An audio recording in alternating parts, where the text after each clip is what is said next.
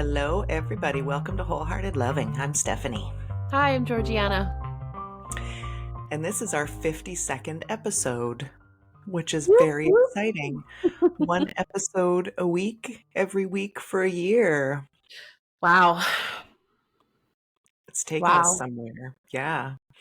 So, okay, we're going to talk about all the things connected to that resistance and showing up and trust and truth. But before we do that, let's start with a body-based self-connection practice to connect us with ourselves before we connect with each other and this podcast. Okay, let's do that. So, as usual, let's find your anchoring point. Find where you feel a connection with your body and the surface that you are resting on.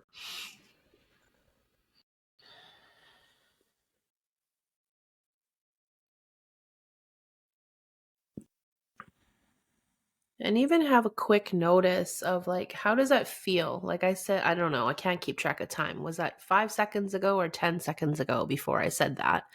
There was a certain way you were. And then I said, hey, let's find our anchoring point. And I'm curious, I'll just ask you, Steph, since there's no one else to converse with right now. What do you notice in between that we're not really paying attention to anything to let's find your anchoring point? What's the experience like for you?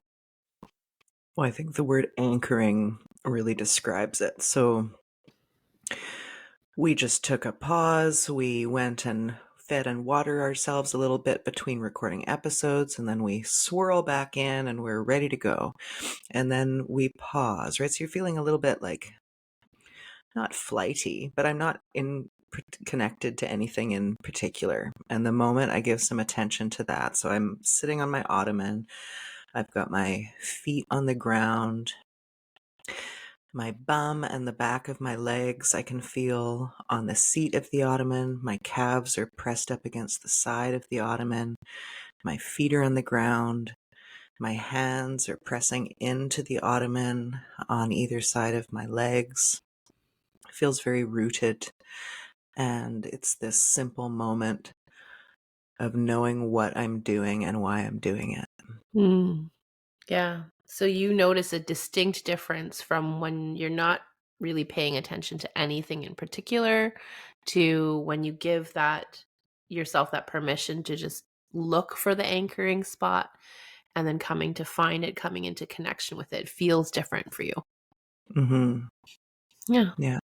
Neat. I wanted to just slow that whole process down because we've said often, let's find our anchoring point. And then we have another task to do. I was just curious to hear what that was like for you, that process. So thank you for sharing.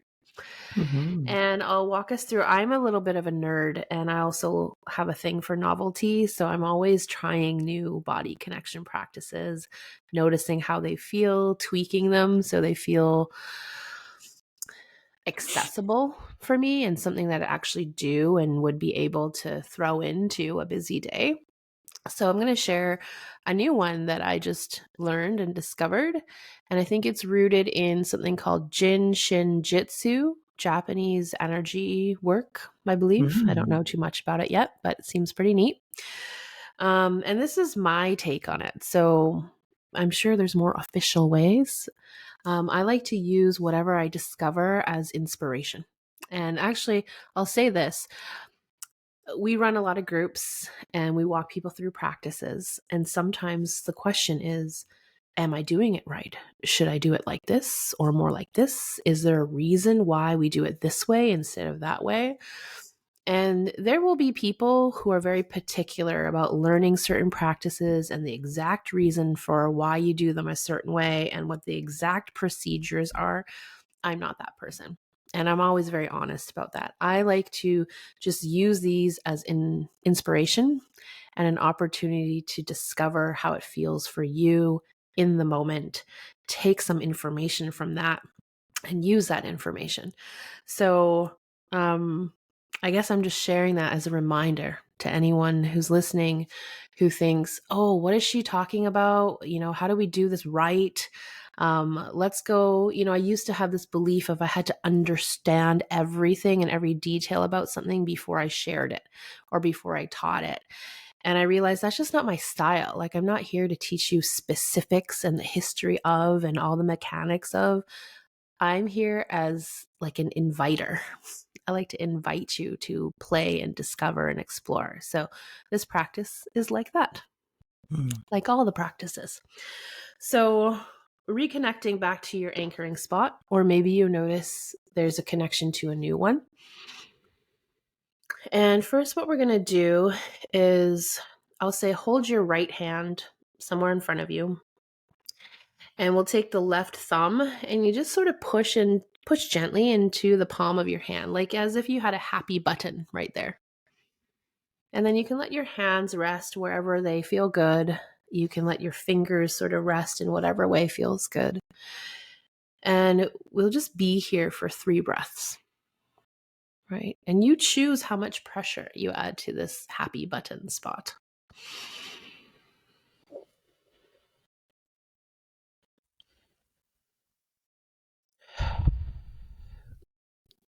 You could have your eyes closed, you could have them open, whatever feels good for you.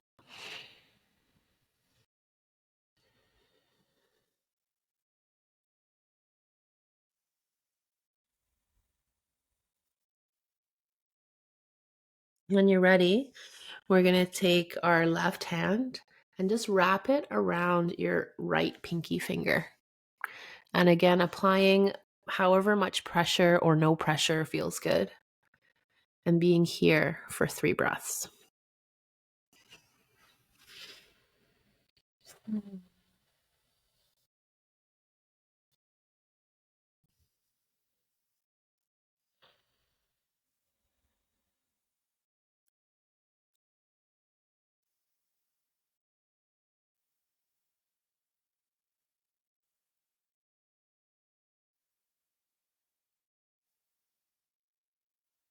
And then when you're ready, taking your right thumb and allowing your left hand to wrap around the right thumb.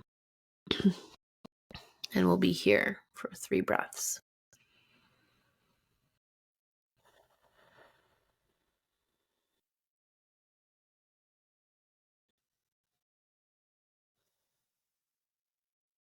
And you can notice if there's any part of you that wants to try to rush your breaths. Sometimes I feel that in me, and I remind myself that there is no rush.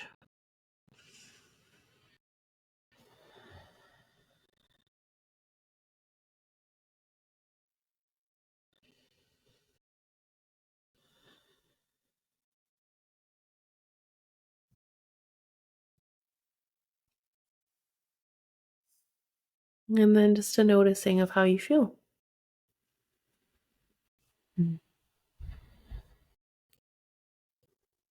I am a person who grips things. Mm-hmm. I get a lot of anchoring from gripping things. Mm-hmm.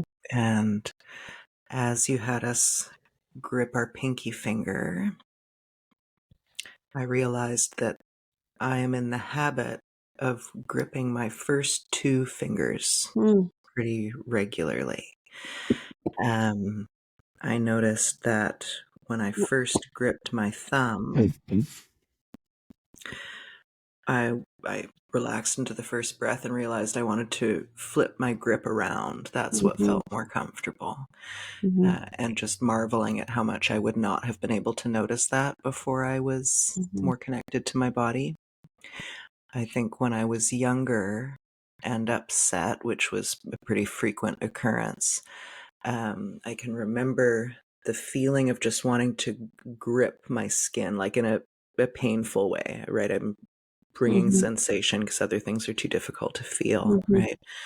And having some more context now and some self-love and compassion, I can recognize that I'm looking for some nourishing touch in those moments and some anchoring, some grounding. Yeah, right. You were attempting to offer regulation to your system without realizing that's what you were doing. Mm-hmm. And I love, like, this is the whole thing, is when we guide you through a process, it is not about us being drill sergeants and you being, someone who just obeys and follows it precisely. It's just an invitation. It's just guidance.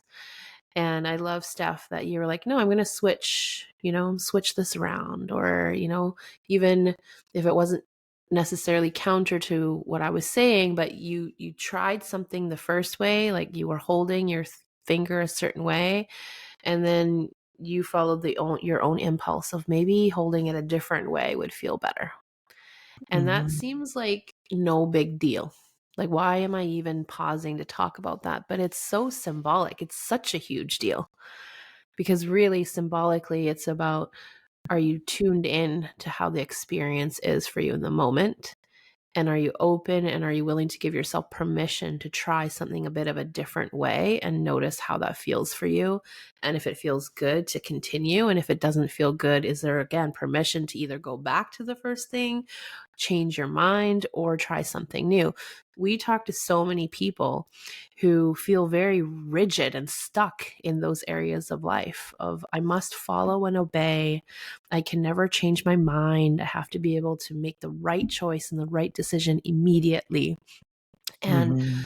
I don't allow myself the opportunity to follow and try things, and use that trial and data and use that information as the inspiration for the next choice. We often hear, when people do try things and they gather some information, they use that to shame themselves and criticize themselves.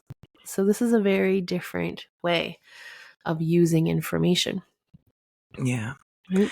I think you just mentioned drill sergeant, and this brought up a lot for me. And I've historically really been a person who, when we started this podcast, I found the anchoring spot and the comfort of taking this moment to know what I'm doing and why I'm doing it. All of that information gathering that I was looking for before, I needed to know, how is my grip supposed to be? What is the intention here? What is the history of the practice? All of these things, for me, and I think for a lot of people, are an expression of anxiety and wanting to have that information, because we've just spent so long either obeying an outside of us drill sergeant or an inside drill sergeant who we're just giving orders. We're not feeling through anything. There's no room. It's a totally controlled situation, which is simultaneously comfortable in a way, because you don't need to make any choices. You don't need to know how to follow a flow or a rhythm or an impulse. Mm-hmm. And it's also like a prison, because you don't get to follow your own rhythm and impulse, and there can be such discomfort in that if that's not what you're familiar with. And then that makes me think about a lot of the rituals that we do in the mystery school I belong to. It starts out with the teacher just saying, just say the words and do the movements. You don't need to know all of the extra stuff. That'll come. And to have that trust, like, there's such beauty in discovery and going deeper in a thing, right? And there can also be such anxiety in that, because you're like, I don't know what I'm doing and why I'm doing it. Mm-hmm. And, as I said, for me, that was an expression of anxiety, feeling like I need to be a certain way, do things a certain way. And at this stage in my life, I'm really leaning more into the beauty of things unfolding and trusting Mm-hmm. myself with that and the joy of discovery. Mm-hmm.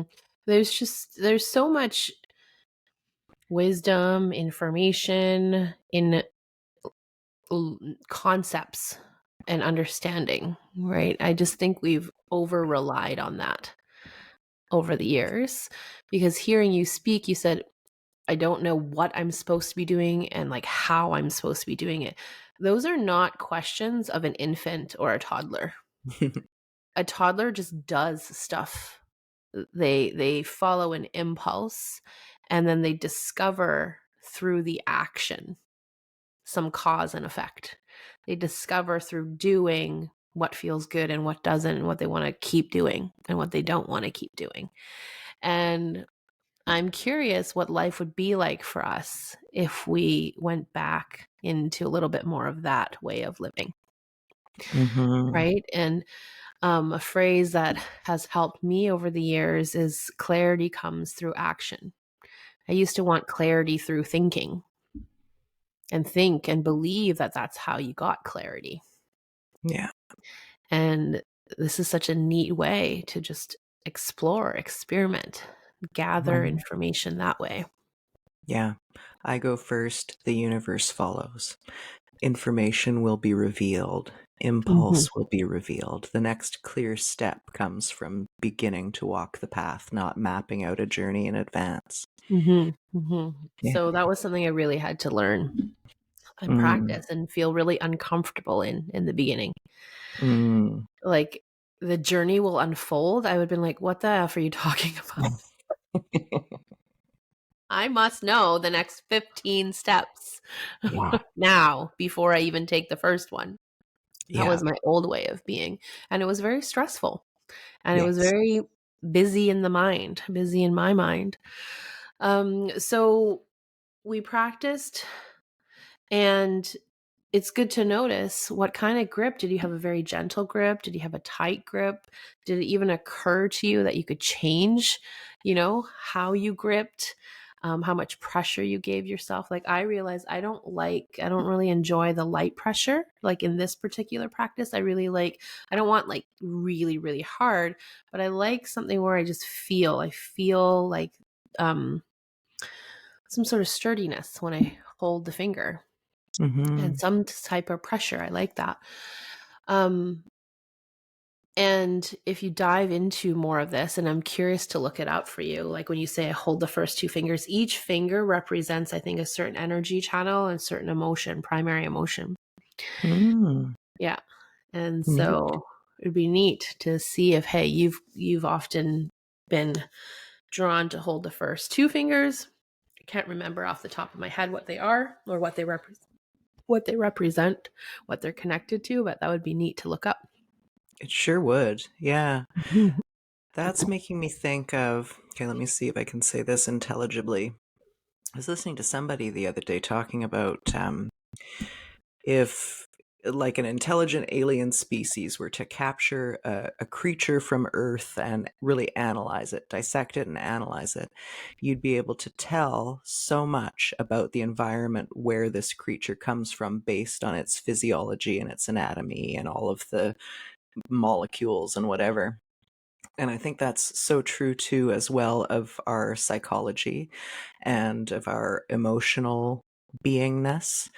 The things that we do naturally, like gripping two fingers, is going to reveal so much about us. I would love for you to send me whatever you discover about those first two fingers.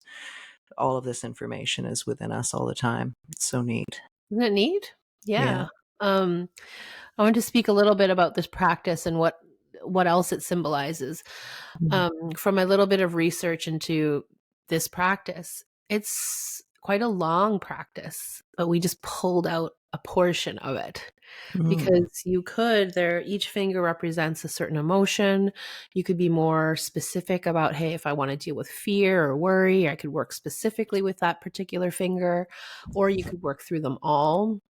I believe that if you did it the official or proper way, or the way it has been done traditionally, however you want to call that, you might spend 2 or so minutes on each finger. Mm. And what I enjoy, and work through both hands. And what I enjoy about things that I find like this are, how can I just pull out some element of it? Right. I used to be such an all or nothing person. So, like, if this practice was 20 minutes, probably in the beginning, I'd be like, screw that. I'm not spending 20 minutes like learning some new practice. I probably think I have 15 things on my to do list I should do instead. And I would just have a hard time staying focused on something for that amount of time. And so I decided to just work with how I'm wired right now. How I'm wired Mm. is I have room for little nuggets, and that's how my practical life is, and that's how my brain is wired right now. Um, and so I'm like, just pull out pieces. What happens if you just pull out pieces? So we pulled out a piece of that practice where I think 1, 2, 3. So in total, we had 9 breaths, 9 really intentional breaths while creating body connection. And it's good to notice, how did you feel after those 9 breaths? When else in your day do you give yourself permission and time to have 9 really intentional breaths with body connection? And did it feel like it was too hard to bring into your day? Right? Is there a way to bring something like that into your day? And what kind of difference do you think it would make? Yeah, baby steps. Mm-hmm. I love that. I remember when I worked a lot with families before, and a lot of families would have challenges in transitions where either one or both parents were coming home from work at the end of the day. And now when I work with people, it's more, how do I transition out of like working from home work mode to like being present in my relationship or with my kids and family? Imagine if you did a practice like that and you just had 9 intentional breaths with body connection before you walked in the house or before you walked downstairs to see your partner, see your kids, see your friends, see your roommate. How might that change things? Just that simple practice. A lot. Yeah. To me, that feels like that reconnecting with what you're doing and why you're doing it. We're not just flying from one room and one headspace to another. We're taking a few breaths to transition, and we're remembering, I'm intending to get out of work mode and into home mode, or whatever that transition is. Mm-hmm. It's really Yeah. powerful. It's bringing attention, but it's also bringing physicality to it, right? It's not just a mindset shift, it's shifting your body with it. Mm-hmm. This is reminding me of a phrase that I've noticed I'm saying more often to my kids now. When they say, "Hey, mom, can we do this? Or can you do that? Or can you get this for me?" I find myself more often saying, "Please give me a moment," Mm. which I don't think was in my vocabulary at all in the past. It was just, oh, the second they need something, like, go. Right. And that was really wired in me. I think a little bit from the obey, Mm-hmm. thing that was conditioned in, and somebody needs me, and my old, wounding and protective pattern of, if I'm needed, that's when I feel good. And that's when I know things are going to be okay. So I found myself saying, I need a moment, please. And it's because in my body, I don't feel finished with where I am right now. Like, I feel I need a moment to just wrap this thing up. It's not even I need a moment to finish the task. There's an element of that. But I need a moment just energetically to like be closed here first before I shift my energy and attention to what it is that you want to share with me or need from me. Mm-hmm.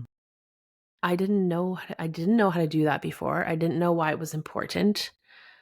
I didn't even have enough pause to even consider doing that before. It was just an immediate, you need something, go. Immediate, right? That pause. Yeah, that's making me think of the way I used to be, which would be if somebody requested something of me. There would be such a complexity of feelings that happy to be needed, happy to be able to be of service. The generator part of me is happy to have a job to do, but the predominant feeling would have been this put upon irritation of like, how are you asking me to do something? This needless pressure that no one has put on me, that is entirely internal, that as though I need to do this thing right now because they've asked. And that's totally optional. But it sure didn't feel that way before. It's totally optional. And I think for me, it was a little bit conditioned from childhood.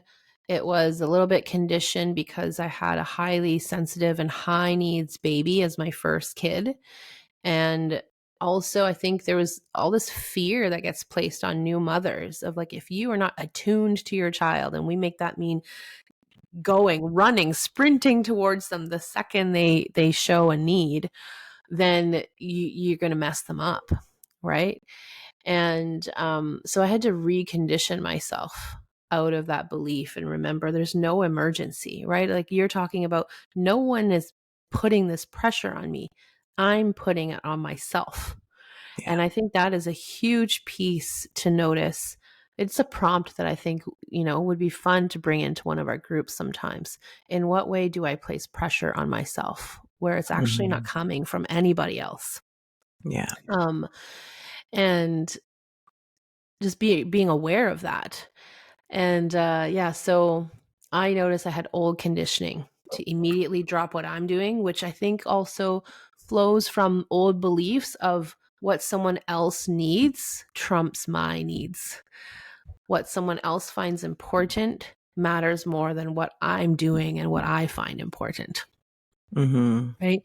And I needed to shift that, not just for my sake and my mental, emotional well-being, but also I wanted to give my kids the learning that like your needs don't trump everyone else's, and also for them to just discern between emergency and non-emergency, and for them to grow their capacity to wait, to grow their capacity to think about whether they could actually do something for themselves in that time instead. But if I hadn't have been intentional, I would just be running all these old autopilot patterns, which is like drop everything immediately that I'm doing to cater to someone else's needs and requests. Yeah. There's so much in there, that subtle uh, urgency. I think this is also where we introduce things like anxiety, this urgent need to act. When you bring that pause in, so much can happen in that pause. Someone else might swoop in and take care of the task we've got at hand, or the need that we're trying to address for somebody else might shift in the time of that pause. I remember um, in one of the first few rounds of conscious relationship training, there was a woman who had reconnected with an old family member. And so she had this new information. She wanted to act on this information, but she wasn't sure how she should act. And I remember the difference of vibes to the other people in the room. There were some who like leaned forward and were like, new information, like urgency to act. And there were some who were just leaning back, listening to the tale unfold. And I remember just being floored when our teacher, Phil, just said, well, I think this is something you should sit with. There's no need to do anything right away. And I was like, what do you mean? There's no need to do anything. There's Mhm, something to be done. Do it immediately. And that was so revelatory for me. mhm, mhm. The truth is, she was in a stirred up state. She would Yeah, not be able to access what yeah, felt true, what felt necessary in that time. It just would have all been anxious, urgent movement. yeah, completely. This is one of the skills I think we support people to learn and to practice is asking, it sounds like a very simple question and almost ridiculous. Is this an emergency? And when I say emergency, we're talking about like life or death. Mhm. And people say, no, it's not. Okay. So if it's not, then really what it is what you were talking about. It's the need to learn how to be with this discomfort right now. Yeah, Right. totally. And when you learn how to be with the discomfort, then the thinking brain, you can regulate yourself and the thinking brain can come back on. And then that you have more access to clarity from your mind and your body. Yeah, totally. I Mhm. think the natural phrase that comes up in response for people when you say that kind of thing is, well, yeah, but it would be nice to know if, X, Y, or Z, what this person thinks or feels, or what might be required of me in the future. And it just comes down to that simple being with discomfort and Mhm. trusting things to unfold. Mhm. Which were things that I thought were impossible and ridiculous sounding before. Yeah. So if Yeah. you think that too, that's okay. That's okay. Yeah. So, and this is kind of what I wanted to talk about in relation to this being our 52nd episode. Like the different vibes that we had going into beginning this podcast a year ago, how we felt we needed to show up, our different stories, which were quite different. You and I both had different ideas of how a podcast appears and what Mhm. content should be in it, like the ways that people talk to each other, kind of thing, or teaching. It reminds me of the woman from our women's group who thought you couldn't lead women's groups unless you had a certain type of hippie looking pant. We all come in with these ideas. And I think the neatest thing that we've discovered over this year so far is when we just let things flow, when we don't have a set plan, and this is even when we do have set plans, we end up being in flow anyway, and the plans always change. So I think we've come to trust this a lot over the course of our years working together. But the difference in energy that is required from us and generated between each other when we're just flowing with where the conversation goes versus Mhm. having something that we explicitly want to teach you or content that we specifically want to cover. Yeah. It's been a really neat process because I think what I've learned out of it is to really honor who I am and who you are and who we are together, which is our style is very much in the moment. You feel something, you go with it. In the way we plan workshops and retreats and programs, when we try to be very rigid and structured and plan every detail, like it's just clunky, Yeah. right? It never feels good. And when we just, feel into it and we trust that something will come, it always comes. We find our flow, we get beautiful feedback that it's really impactful. And I think that's a lot about knowing who you are and honoring who you are. There's going to be people who really thrive with structure and things pre planned. Like, I know people who pre plan, like, the text that they will say, the script that they will use on a podcast or in a workshop. That's just not me. It's not you. It's not us.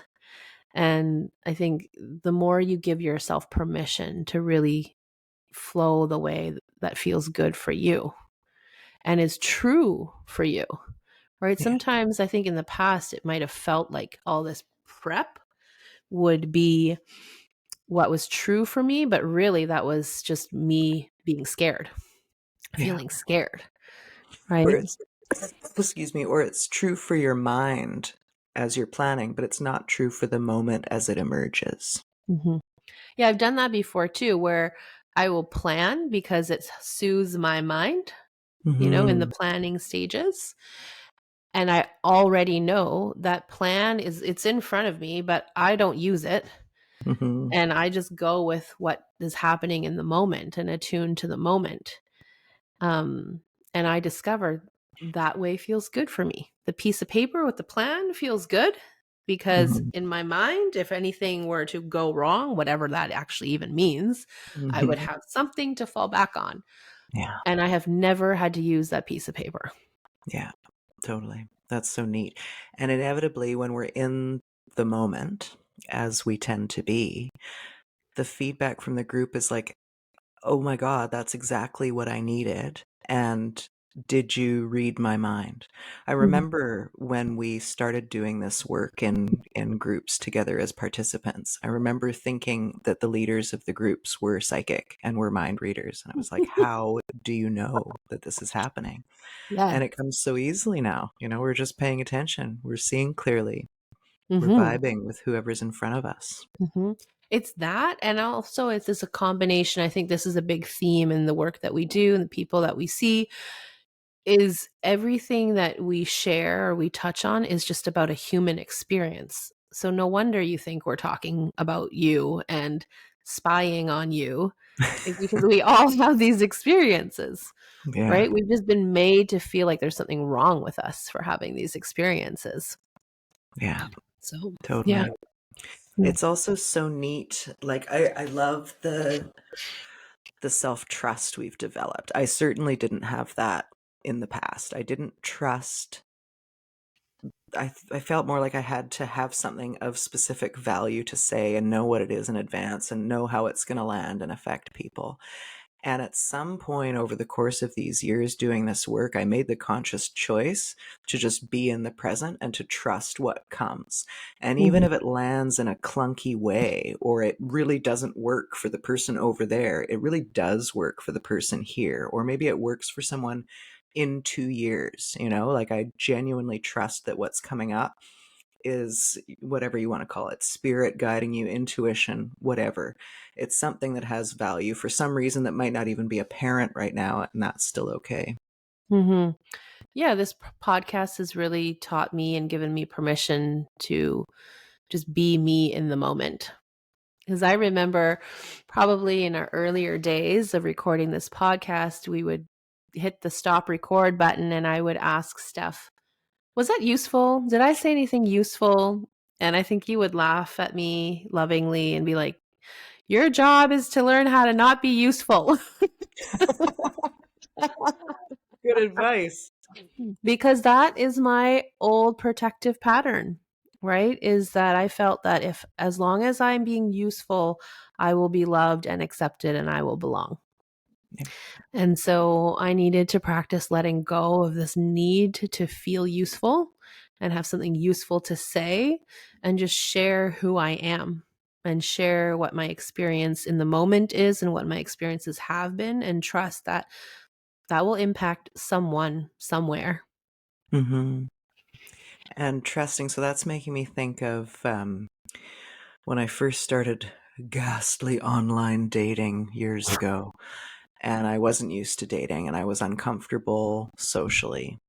And I didn't know what to say, and I wanted to know in advance. I would think, the fear of what will we talk about? And something I've come to learn is that we'll talk about whatever we talk about, and it'll be a great conversation. But I remember writing out a list of possible topics to discuss. And I can't remember if we went with the list or not, but that is the vibe that I went in with, feeling like I couldn't trust what came up enough that I needed to come in with this list just to have a conversation, meeting a person. And one of the things that I also consciously let go of during that time was when something comes up, when someone's talking with you, and it brings up something for you that you want to interject with, but interjecting doesn't make sense in that moment. So I would hold part of my brain to remember this thing that I wanted to say. And the opposite effect, I'm thinking, oh, I'll be contributing to this conversation, but I'm not. I'm withholding my presence. I'm holding on to this thought that by the time I do say it, it's clunky and weird because it doesn't actually belong there. It was a passing whatever. And what I came to discover was that if I notice that thought and let it go, when there comes a natural pause in the conversation, there would become a natural time to that thing would come back. I don't need to hold it. It will come back when the time is right for it to come back. That was a nice revelation in trust. I think I've had the same thing, the same practice for myself of like, I'm really not here in this conversation because I'm like scanning to see when is the best time to throw this piece back out into the conversation, right? And it reminds me of when we facilitate groups and we work around the circle and everyone has a chance to share what's coming up for them, what they want support with or what they want to celebrate. People are in the beginning scanning the circle of like, I'm in 3 people and 3 people will be my turn. What am I going to say? Right. Yes. And right there, and this just, I want to normalize this. I remember doing this. I think many people do this. Yeah. And you're so out of presence and connection. You haven't heard the last 6 people speak because you're in your mind trying to figure out what amazing thing you should say about yourself. And I remember giving myself the task of let that go. Just say whatever comes in the moment. And if nothing comes in the moment, that will be okay too. Say that. Yeah. And I think it's really healing to allow ourselves to have that experience. At least in my experience, I always felt like I had to say the right thing. I had to say something mind-blowing for people, something that would contribute something to someone's life. I never thought just sharing my present moment experience was enough or was valuable enough to take up time and space to share. And that in itself is a huge thing, a huge story to rewrite. Yes, that's such a common sentiment. Women will be sharing in our women's group or, whoever in conscious relationship training. And if they're taking up space, it will often be paired with a statement of, oh, I don't want to take up too much time or space. You guys have given me so much energy. I don't want to monopolize everybody's time. And for me, it was initially really uncomfortable when people were monopolizing time. I would be judging them about it, and other people leading. I'm like, how are they taking so much time and being so like relaxed about this and present, like chop chop. And we all should have time to share equal number of time, like all of these needless pressures. And the fact of what was happening is that everyone who's listening is gaining so much from the exchange, because these are all just human experiences we're describing. And for one person to represent those experiences in the moment is not them taking up time or monopolizing the energy of the facilitators. They're representing a human experience. They're Mhm. being the placeholder for all of us, and we're all learning so much as that's happening about ourselves. Mhm. It reminds me of something we often start groups with and programs with of, can you give yourself the practice time, the opportunity to practice seeing the shared humanity in someone else's experience? And that muscle, when you grow that muscle, all your relationships change. Yeah. So it reminds me of that. It reminds me of this thing that I found very challenging in the beginning when we started doing this work, and found challenging sort of my whole life. Like, I remember being in school and class when I was young and having questions. And then in my mind being like, that's probably a really dumb question, or I don't even know how to articulate that question perfectly, so I won't bother asking. Right. And so all these unanswered questions, because I never had the courage to just speak up and like stumble a little bit and like get clarity through just talking it through. Mhm. And it reminds me of, I used to get really pissed off and annoyed with people who took up too much space and took up too much time and monopolized the class time, until I was like, well, if that pisses you off, then a good thing to practice is demanding. And I use that word meaning demand, just owning, claiming, asking for time and space Mm. to speak up. Yeah. Right. And I was always of the belief that I must be invited to speak, Right. and that it was like rude. And I think that's a little bit of childhood conditioning and cultural conditioning of like, we're actually not supposed to speak up, right? It's the elders who are allowed to speak. So I had to really recondition myself to learn that my voice matters too. Time and space is there for me too. And I had to lean into that discomfort of saying, hey, there's something I want to share too, of being able to say, and I remember like the itty bitty steps that I took because I was so uncomfortable. I'd be like on the break, I'd go talk to whoever was facilitating and be like, oh, I actually have this thing that like, would it be good to share, or like, should I share this? And, they would say, well, would you like to share? Then make it happen. Yeah. And what I really appreciate about this teacher was that they wouldn't actually call on me after the break. They put me in the position of, if you want to share, you're going to need to make it happen. Yeah. And I had to grow that muscle of like interrupting the group and saying, hey, before we move on to the next thing, like, what about me? Can I say something? I want to say something. And that was such a big learning thing for me. I was so uncomfortable. I hated it. Yeah. And yeah, I feel much better having that skill in my back pocket now. And it reminds me of how we facilitate group, right? Finding that delicate dance of inviting people and also allowing people to take responsibility for claiming space and time. Yeah. Mm-hmm. Really powerful. Mm-hmm. And that's what we've done here. Neither of us are like broadcast aficionados, maybe you can tell. Um, Maybe you can tell. Neither of us were, chronically online exposing anything about ourselves. We're not the sorts of people who like take selfies or record ourselves or any of this.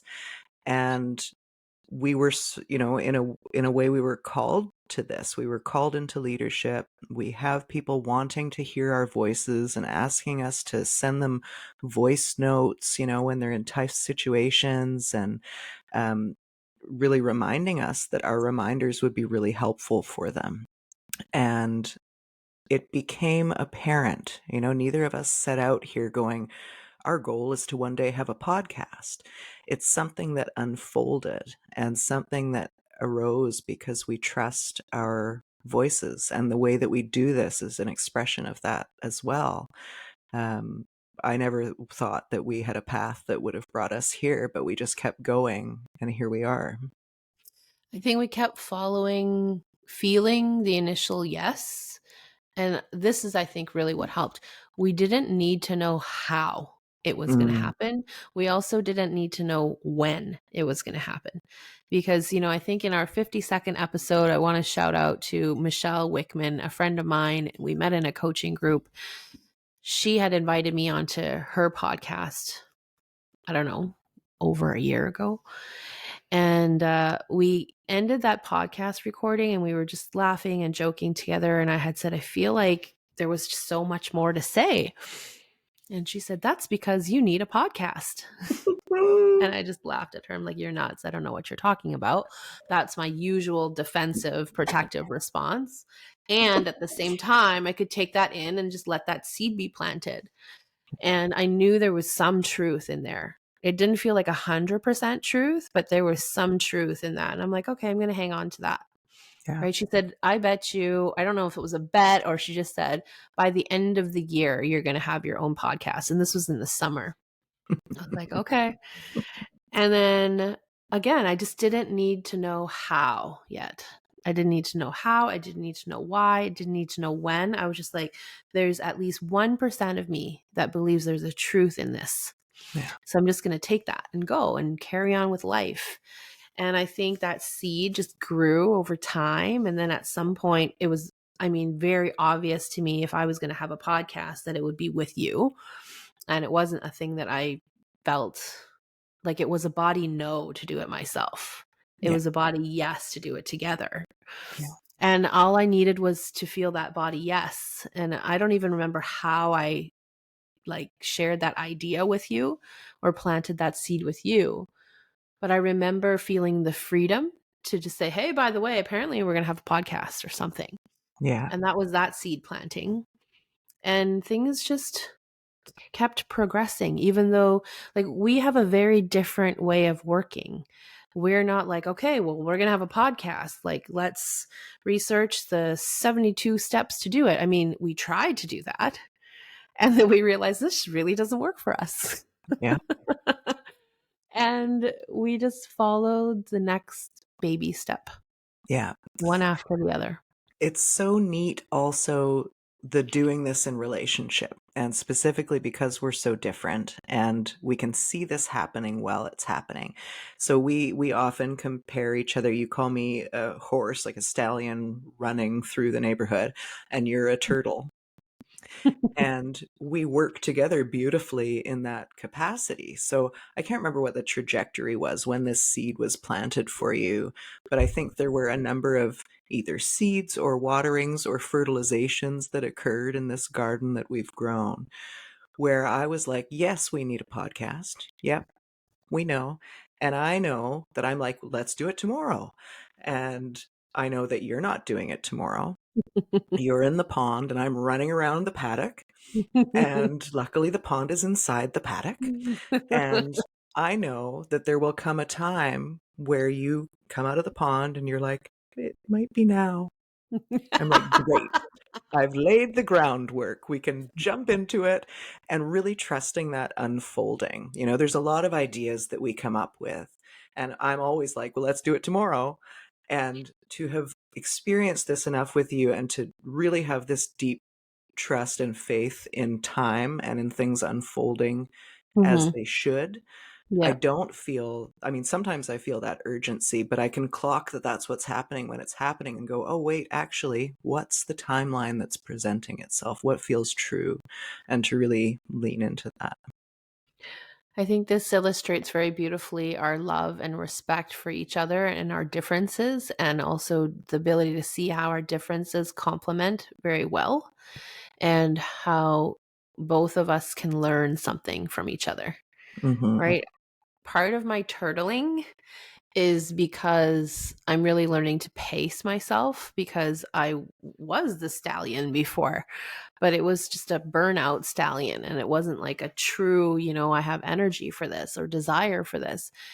And so I'm learning to pace. I'm learning to say no. I'm learning. You just called me jammer today when we were looking Did at I? dates. Yeah. We Okay, were that's looking at dates jamming. to schedule recordings. Stephanie knows that my old pattern is like just jam it into the calendar. If there's an opening, shove it in there. And she's like, jammer. We're not going to do that. And so I'm learning to say no. I'm learning to slow things down. And also part of the turtle is, oh, do we need to get it perfect first? Do we need to consider all these elements first? And that's the part I'm trying to be a little bit more stallion like, right? Of Mm. just let's just go. Let's just go. Let's just do it. Let's just let it unfold, and we'll figure out along the way what we want to tweak. Yeah. And I really had to learn that, of not sitting on the side thinking about it until all pieces are clear and I have all the answers and I know how to do all these different parts really well. It's a super important like incubation and integrity period is how I think of it. The way that you do things, you really produce things that are in total integrity with you. Their quality, um, they resonate with like authenticity and truth. Whereas my natural way, and I've leaned way more in your direction, it's been very helpful. Like I'll produce a piece of crap, and I'm like, we will turn this crap into something great. Let's just throw it out there tomorrow and see what happens. It will I trust it'll get good, and that's not the greatest way to do things. It's a useful tool to have, and one of the voices of you in my head that I notice now. This started a while ago, but I produced something and there's a vibe now. I can sense in myself. I'm like, I'm rushing through something. This could be better. And that's the phrase, right? I hear G's voice in my ear saying, could this be better? And inevitably, when I slow down and I make it better, I mean, first of all, it's better and it feels so much better. Mm. Mhm. Yeah, and, like, there's beauty in both of those things. It's just when we take them to the extreme, right? When I constantly ask, "Could this be better?" Like, that's a lot of pressure on me, on you, on the whole process, and nothing ever happens if I'm stuck in, "Could this be better?" Mhm. And, same with you, like, if you were like, "Let's just throw stuff out there. Who cares if we really feel like this is, like, aligned and really something we stand behind?" Um, you don't want to go through life only operating from that place, Yeah. right? So the fact that we're both learning from each other to, you're learning to slow it down a little and reflect a little and feel more, and I'm learning to like just jump off the cliff more. Yeah. It's Yeah. great. Yeah. Yeah. Yeah. And this reminds me of partnership, like relationships. The relationships when I work with couples that I see really thriving are the people who are willing to see what they can learn from each other and from their differences, and how they can like I don't know why I think of WWF wrestling, like how they can like tag team, how you can tag out, like tag in, and be like, hey, I got this part, or like let's lean on this strength of mine for this thing, right? And That's what I think our time working together gives me a lot of practice. And I think practicing that in friendship makes it so much easier to appreciate it in intimate partnership. Yeah. So, yeah, Neat. neat. Yeah. And here we are, 52 episodes in. Mhm. My mom has said, won't you guys run out of things to talk about? And if we were doing that rigid topic teaching structure, then the answer would for sure be yes. But we're talking about what comes up in the moment and we're flowing with it. And so you never run out of topics. long as you're alive, there's something going on. Yeah. Right. So it's been quite the ride. I feel really proud of us.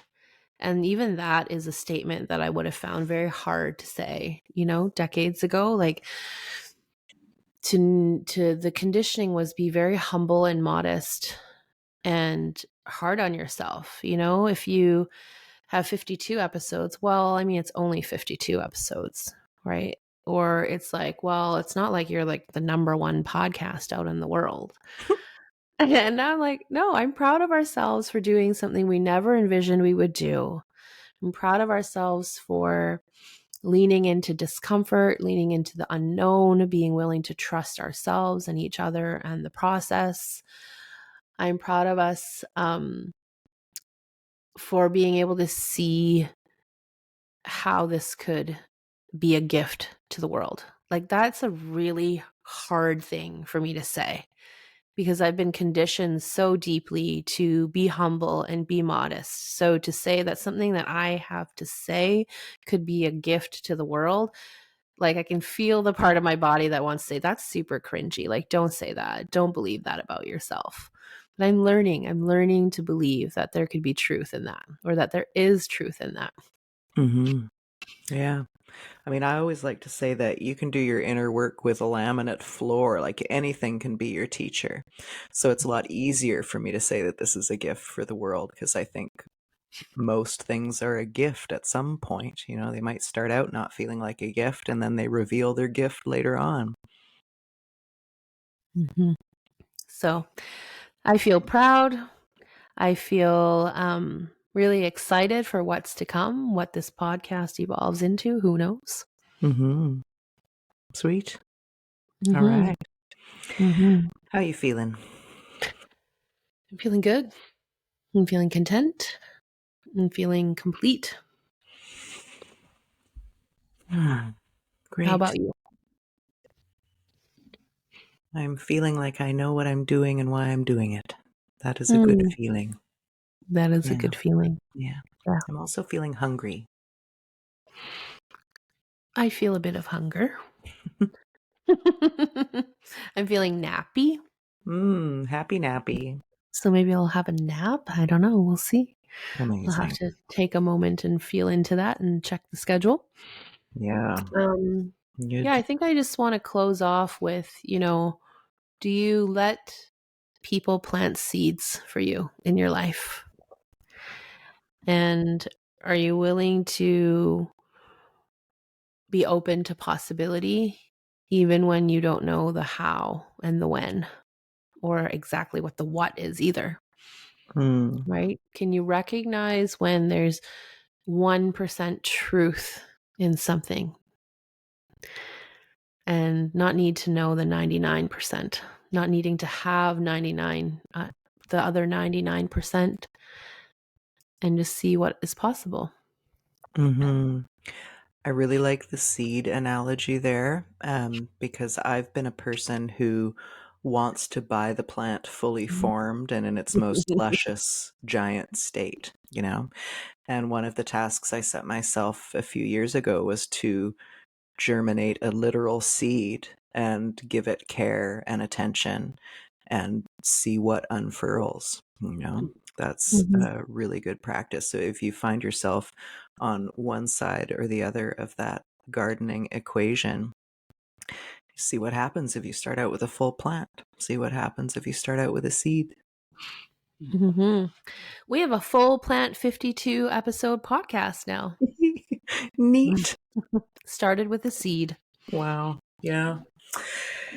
Have you a closing practice? It's holding the head. I don't know. This is just intuitively what I feel I need. So I'm just going to share that. So feeling your anchoring point. And then I'm going to offer a holding of the head, like cradling the back of your head where your skull and your neck meet. And if you can sort of tuck your hand underneath any hair, if the hair is in the way, really feel a little bit of skin to skin contact. And then the other hand I have on my forehead and where my forehead and my hairline meet. If you want, you could open up the shoulders a little. It's up to you. I'm just being here for a few breaths. For some reason, I have the visual of like, this is like taking care of the seed. Like my head right now is the seed. I'm going to care for the seed. Give it a good place to grow. Right? And I think of those trees that get planted and they're like just itty bitty trees and they have that little wiring around them so the animals don't get to them. So will you let the seeds be planted? Will you let your little baby tree be protected and give it space and time to grow?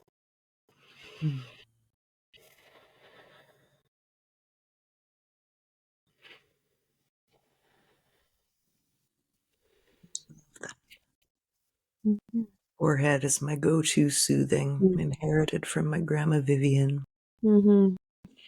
Thank you, Grandma Vivian. Yeah. Baby care for adults. Self-love, baby care.